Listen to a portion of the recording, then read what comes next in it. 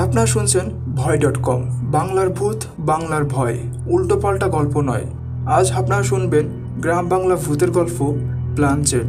গল্পের ভূমিকায় গল্পের কথক ও মূল চরিত্রে রাজীব, বরুণ চরিত্রে মাহিন ও রিকের ভূমিকায় আমি Rahman Samir. Video editing, special effects ও পোস্টার ডিজাইনে ভয়.com টিম।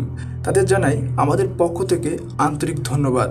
তো শুরু হচ্ছে হাড়হিম করা ভূতের গল্প প্ল্যানচেট।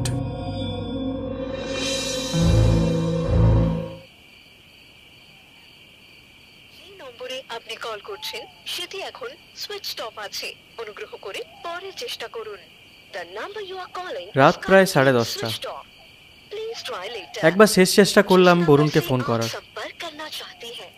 রাগে আমার মাথা গরম হয়ে যাচ্ছিল। তখনই রিক আমাকে শান্ত করার জন্য বলল, এত রাগ করছিস কেন? ও ঠিক চলে আসবে। জানিসই তো রাস্তার কি অবস্থা, হয়তো এজন্যই ওর দেরি হচ্ছে। তুই চুপ কর। বরুণ সব জায়গায় সব সময় লেট। তুই কখনো দেখেছিস ওকে কোনো জায়গায় সময়ে আসতে? আমি, রিক আর বরুণ সেই ছোটোবেলার বন্ধু। স্কুল কলেজ পেরিয়ে এখন আমরা চাকরি জীবনে ঢুকে পড়েছি, কিন্তু বন্ধুত্ব এখনও একই রকম আছে। এখন হয়তো আর রোজ দেখা হয় না, কিন্তু সপ্তাহে একবার দেখা তো হবেই। আমরা ছোট থেকেই তেমন ভূত প্রেতে বিশ্বাস করি না। অনেকবার আমরা ভূতের বাড়িতে বা শ্মশানে রাত কাটানোর কথা ভেবেছি, কিন্তু বাড়ির লোকের অমত থাকায় সেটা কোনোদিনই সম্ভব হয়ে ওঠেনি। কিছু সপ্তাহ আগে তাই আমরা ভেবেছি যে প্ল্যানচেট করব।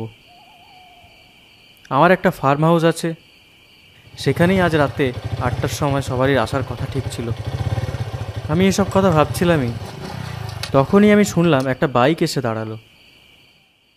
আরে সরি ভাই, বাড়ি থেকে বেরোতে কিছু দূর আসার পরেই গাড়িটা খারাপ হয়ে গেল। তোর ফোনটা সুইচ অফ কেন?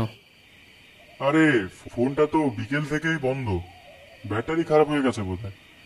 কথাবার্তা শেষ করে আমি বাড়ির সমস্ত বাতি নিভিয়ে দিলাম এবং টেবিলের মাঝখানে একটা মোমবাতি জ্বালিয়ে বসে পড়লাম।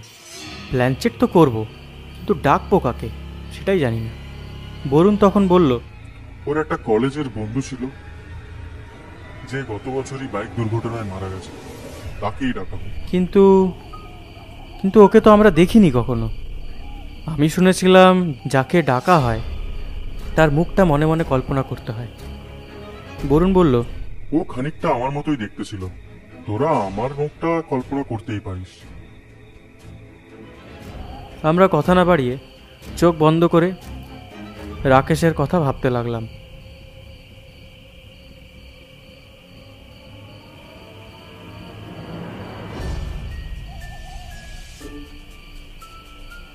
কিছুক্ষণ পর যেন মনে হচ্ছিল আমার দম বন্ধ হয়ে আসছে।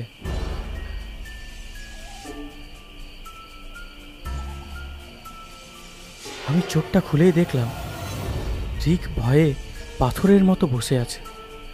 আমাকে চোখ দিয়ে বরুণের দিকে ইশারা করল। একবার ওদিকে ফিরে তাকা ভাই।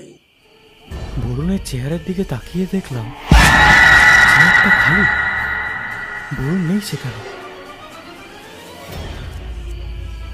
আমি চটপট ঘরের আলোগুলো জ্বালিয়ে ফেললাম, পুরো ঘরে তন্ন তন্ন করে খুঁজলাম।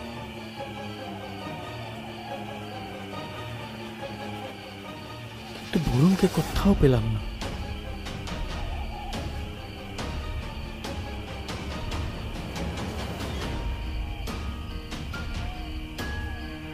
জানলা দিয়ে নিচে দেখলাম ওর বাইকটাও ছিল না।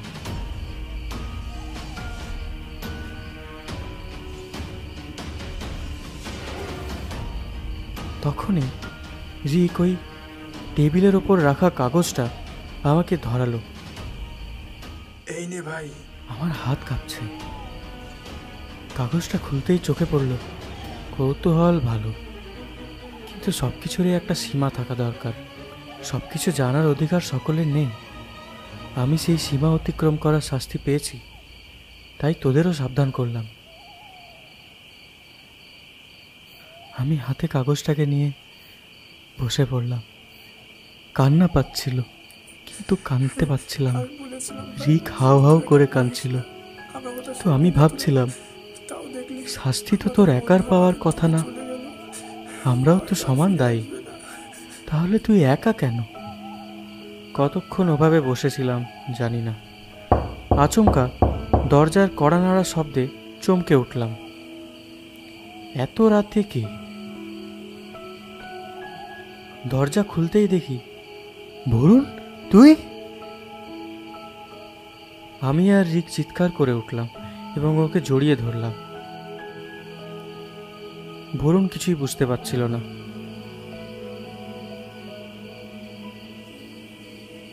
তারপর আমরা ওকে পুরো ব্যাপারটা খুলে বললাম। তারপর বরুণ আমাদের বলল, রাকেশ আমার কলেজেরই এক বন্ধু ছিল। ওর এইসব ব্যাপারে খুব ইন্টারেস্ট ছিল। ও অনেকবার চেষ্টাও করেছিল। ইনফ্যাক্ট আজকে আমি ওকেই ডাকার কথা ভেবেছিলাম। এই অভিযানটা সফল হয়েছে না ব্যর্থ তা আমি ঠিক জানি না, কিন্তু একটা জিনিস জানি, যে এরকম কাজ আমরা আর আজকের পরে কোনোদিন করব না।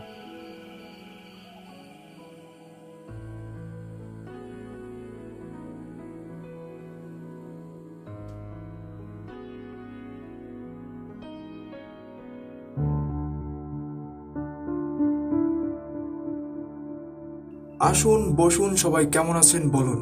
আমাদের ভয়.com-এর আড্ডায় আরও একবার সুস্বাগতম। আমি সামির, আমার সাথে রয়েছে রাজীব, মাহিম ও রনি। গল্পটা কেমন লাগলো তাতে কমেন্ট করে ফেলো। কে কোথা থেকে শুনছো, কেমন এনজয় করছো আমাদের গল্পগুলোতে চটপট করে কমেন্ট করো, কারণ পরের সপ্তাহে তোমাদের কমেন্ট আমি মেনশন করে দেবো। তাই ঝটপট এখনই কমেন্ট করো। জানি না কার কমেন্ট আমরা সবার প্রথমে নিয়ে আসবো। তো দেখা হচ্ছে নতুন ভিডিওতে।